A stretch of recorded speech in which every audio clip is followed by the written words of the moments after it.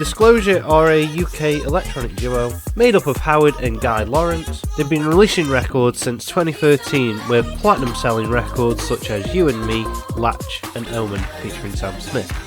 They've spared no expense when making electronic music. Howard and Guy have absolutely nailed to the T their signature sound, ranging from house to high energy electronic music. And today what I wanted to do is I wanted to share some of their techniques that I've learned along the way. By no means this isn't going to be a video of how to directly make their sound, because for me they've been evolving a lot since 2013. You take one of the most recent songs like My High and compare it to Latch. There are some similar consistencies there, but there is quite a lot of variation as well in the sound. So basically what I'm going to show you today is a project I've been working on, which is a remix of the old Kid Cudi song Day and Night. When making this project, I started to realise I started using some Disclosure elements in there. This is probably because I've been watching a lot of Guy's tutorials on YouTube. For those of you who don't know, one half of Disclosure, Guy, takes to YouTube quite a lot and even streaming on Twitch. And he actually breaks down some of his projects and like sort of shows his workings out, his methods of creating hit songs. If from this you really want to see how Disclosure properly make the music, I suggest don't watch me, obviously watch the guys in action themselves, because they'll give a hell of a lot better breakdown than I ever will. Without further ado, I'm going to show you what I have made. The magnet keeps attracting me. I try to run, but see I'm not that fast. I think first, but surely finish last. Cause day and night, the lonely stoner seems to free his mind at night. He's all alone through the day and night. The lonely loner seems to free his mind at night. At night, day and night. The lonely stoner seems to free his mind at night. He's all alone, some things will never change. The lonely loner seems to free his mind at night. At night.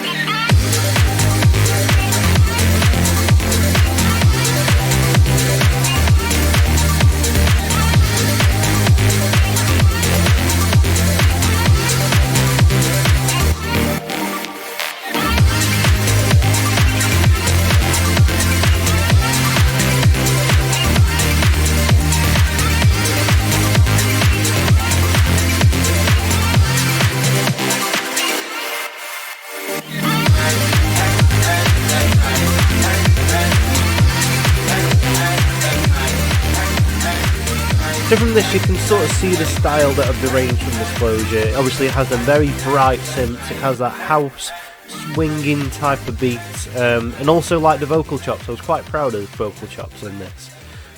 So without further ado, I'm just going to jump straight in and show you how I basically come up with this idea. So when I started this song, I did actually start with the intro. I didn't start with the drop and work backwards. I did sort of work in the progression of the song. So I had the original stems from the Day and Night, which includes that and this vocal as well. Madness, the magnet keeps. You'll see that I haven't really changed much from the original. So moving on, I actually added in these drums. Get this. Madness, the magnet keeps which is just a really simple kick. Just because I'm going to be introducing the full song later, I just wanted a very simple kick pattern just to introduce the rhythm of the song in it. So then on top of that, main thing that I want to talk about first and foremost is the music theory of everything. So I started by creating this bass line.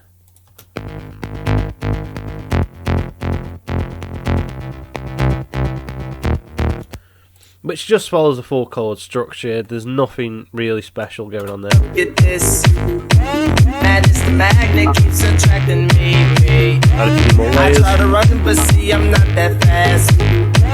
I think I'm first, but surely get this. Madness, the magnet keeps attracting me. I try. Now already that sounds quite nice. I was quite a fan of that.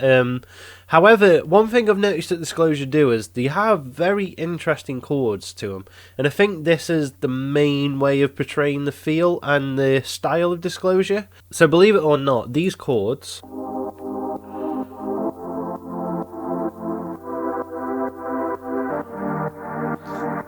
are actually just one note. I know. So let me just show you what's going on here. I have a little chord MIDI plugin that's just found here in Ableton. So I follow the same notes that the bass does.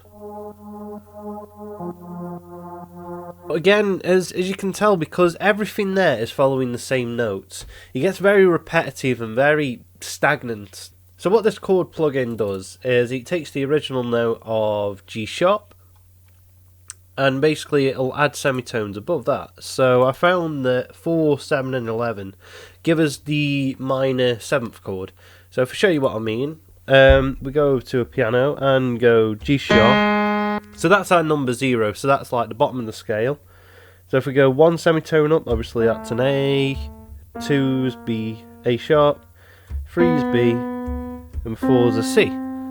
So obviously that's 4 semitones above the original.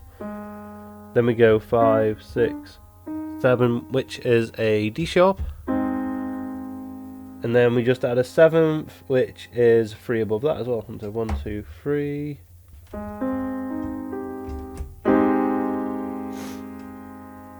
However, because it is just working on the semitones and it's not actually working in key, when it actually gets to the second chord, which is an F, obviously it will only just count the semitones. So what will happen is some notes in that chord will actually go strictly out of key.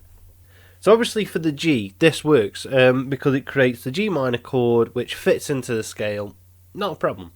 However, when it goes down to this F, if we follow the same rule, it will actually do an F minor 7, which means that there will actually be some notes that don't fit into the G minor scale. So in theory, this wouldn't work. This chord progression right here wouldn't work because it keeps on going out of key. However, there are a lot of, especially house examples, that actually use this to their advantage. Because this actually creates a very atmospheric feel. So because the first chord's in minor, means the second chord's in minor, which means the third chord's in minor. So as I say, even though this is wrong, it does actually give off that nice feel. And I think I know why. So if we go back to 80s, 90s, even noughties house music, a lot of them started to use a lot of samples. So if I take, for example, a absolute classic, Inner City Good Life, you'll know this. This one.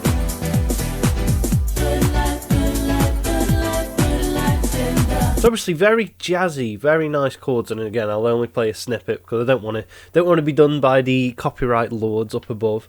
But if you hear the intro to it, you'll notice that the actual chord being played is being pitch shifted.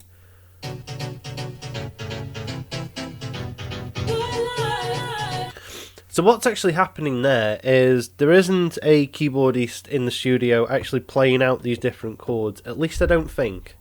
And again, this isn't proven fact, this is just my opinion. I don't think there's someone there actually playing the chords. I believe what it is they've managed to get a sample of a chord and is playing it, maybe for one bar, playing it at the original pitch, and then a couple semitones down, then a couple semitones up, then... So this is exactly like the process that I'm using in my song. Because I'm getting the exact same chord structure, the exact same chord shape, but just applying it to different notes. So you imagine if I just sampled the original G sharp minor chord and kept on pitching it up and down throughout this 4-bar phrase. This is exactly what these 80s house songs do. So I believe our ears are being quite in tune to recognise this and to understand the vibe of it, if you get what I mean. So just to expand upon this point, I have another popular 80s house song here by Marshall Jefferson called Move Your Body. And again, that sort of has that house vibe to it. And again, another way to show how they've done this is it actually starts with the original sample that they use, which sounds like an old 60s, 50s piano tune. And you can tell now they start playing with the sample. However, here, and around the 1 minute mark, around the chorus mark, But you hear that ascending chord structure, doom, doom, doom, doom, doom, doom, doom, doom, doom, doom, doom, doom. That is just that sample of that one chord. It's just it is going up in pitch as the bar progresses. And again, this is exactly what I've done in this song, just again to get that vibe. And basically to nestle this point into one little example, I believe this is exactly how Disclosure have gotten their house vibe. By using these techniques that have been used in the old 80s, noughties, 90s house songs. Because obviously it's a popular style. You go there and you hear this vibe that's been used in like old 80s songs. All of a sudden, you sort of play on people's emotions, because especially people who lived through the 80s club scene will almost recognise that vibe out of nowhere. But me personally, I wanted to experiment with this, and I believe it just creates the perfect vibe for this song. So now I'm just going to delve a bit more into the sound design of all the chords and that. So as you can hear in this intro, it's quite moody and it's quite suppressed, in my opinion. So obviously the kick and the bass is in your face, but these chords are just underlying a little bit. So I have my own rack that I've created. I'm pretty sure I've shown you in the past, called Hype Machine. If you're not familiar what it is, it's basically a low pass and high pass filter with just a little bit of a reverb tail on it. And I believe this just creates a perfect mood. Because without it, it's just basically a serum patch, a very bright pad, if you would.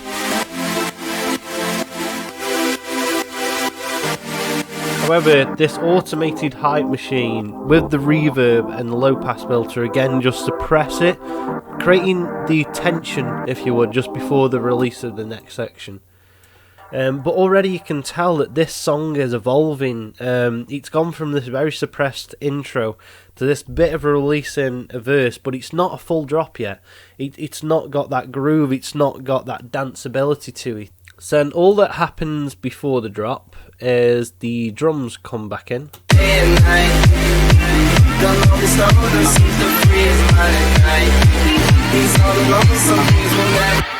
With a little bit of a riser and also a bit of sidechain. So I've also just created a little groove for the chords. So instead of just playing direct one note chords, it just adds a bit of a groove to it. But again, I'm just sort of introducing that before the chorus comes along.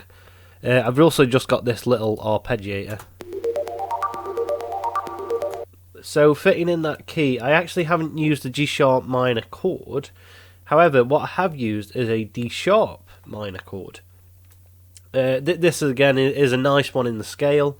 I believe it's the fifth. 1, 2, 3, 4. I believe it's the fifth or fourth chord in the scale. I'm not entirely sure, so don't count me to that. As you can tell, these chords and the bass are playing four chords over 4 bars. However, what this arp's doing is literally just holding the one chord. And again, this is another way of just adding a little bit of uncertainty, I'd like to say, in a song. Makes the chorus a bit uncertain, a bit uneasy, but in a nice way. Not in a very spooky, scary sort of way, but in a bit of a, ooh, what's happening over there? A better way of putting it is probably a bit like Curious, because obviously instead of it all just being ever so neat and following the exact same structure, because this isn't following everything, it draws the listener in a bit. It's like, oh, that ARP isn't following everything else, but I like it because it's following its own path, if you would. I know it's always hard to explain these sort of things, but it's one of them, unless you try it, you don't know if it's going to work in your song. So just following that one chord and not following everything else. You know what I mean? It's just a bit. Yeah. So what I'd like to show next is actually the vocal processing on this. So again, I've not done anything there. However, what I am quite proud of is all of the elements that I've added in the chorus. So if we go about midway into the chorus.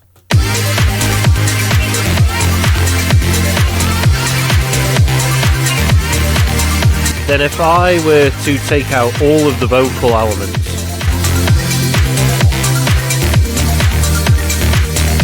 Now already I personally think that sounds quite nice. However, it's just missing a bit of flair to it. So again, looking at old Disclosure stuff, this is a technique that they use a lot. They actually use a vocal to create a bit of a layer to it.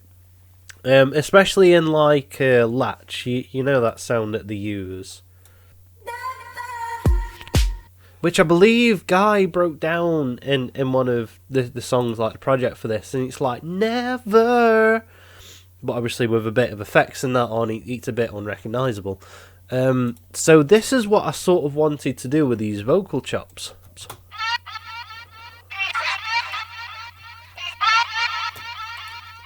So what's going on here is that he is actually just chopping up parts of the vocal for day and night.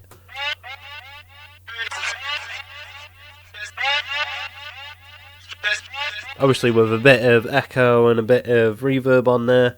But then the naughty little trick that I've done here is I've added the harmony using this free plugin called Pitch Proof. So you sort of establish a good key. It doesn't have to be the right key, but if it suits with a song, you can add it. And basically what it'll do is it'll add the 8th and the 9th semitone on top, basically creating a harmony.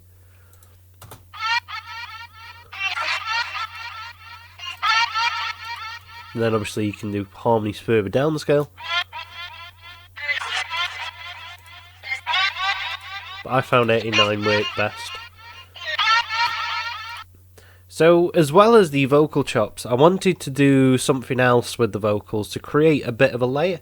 And this is another popular technique that they use, where they just take one little beat of a sample of a vocal and create, if you would, a bit of a layer to it. So this is the layer that I've created in the chorus.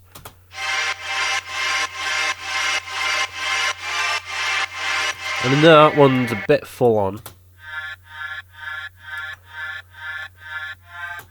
So that one really does actually show you what's going on the best. So that one's basically a faded up sample of him saying night.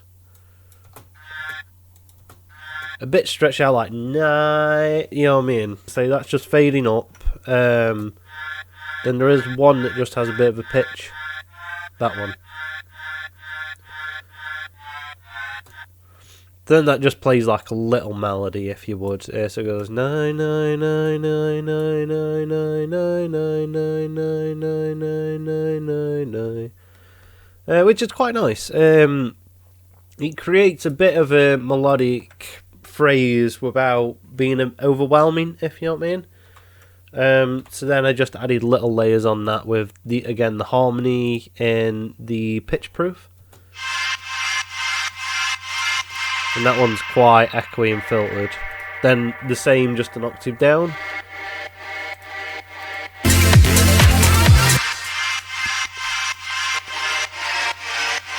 And that creates this whole layer. And that sort of evolves over time, so it starts just with the two at the start of the chorus.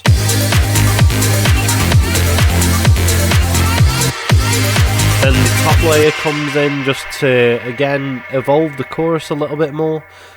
So where I stemmed this original idea from was their song Holding On by Gregory Porter. It's not strictly used in the chorus. However, it is used a lot in the intro.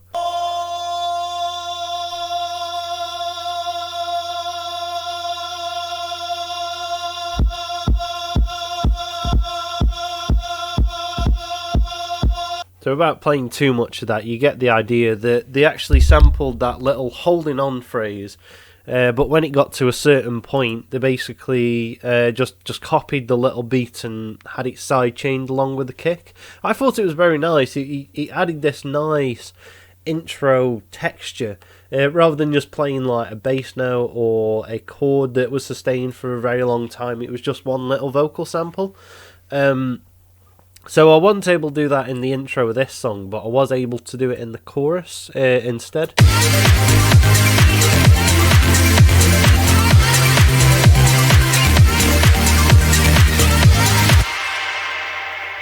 So yeah, that was nice.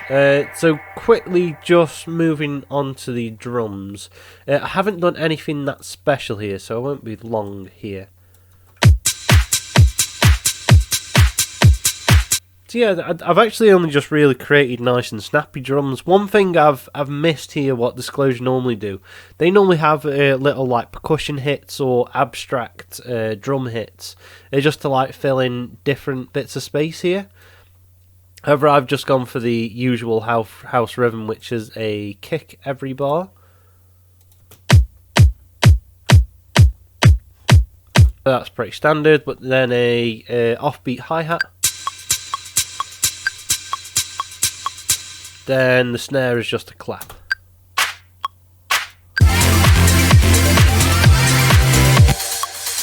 Then I'm also adding this little messy hi-hat loop in as well. So yeah, then personally I think this creates the Disclosure vibe, if you would. It's got the sampled chords, and again I'm doing that because I haven't strictly sampled them.